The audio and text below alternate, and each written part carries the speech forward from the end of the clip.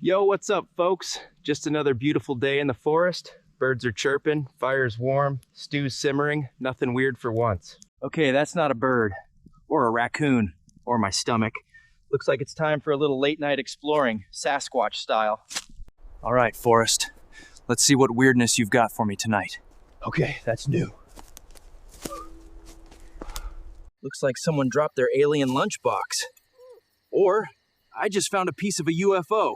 Either way, I'm keeping it. Cool. Love that. Very comforting.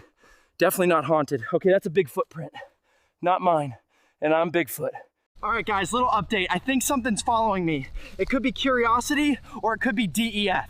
Okay, maybe death trip too. We're even. Note to self, next time I hear a noise in the forest, ignore it.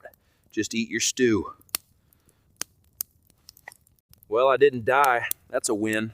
Found something weird, probably cursed. And I still got stew. Anyway, thanks for joining me on this episode of Bigfoot Finds Weird Stuff and Tries Not to Die.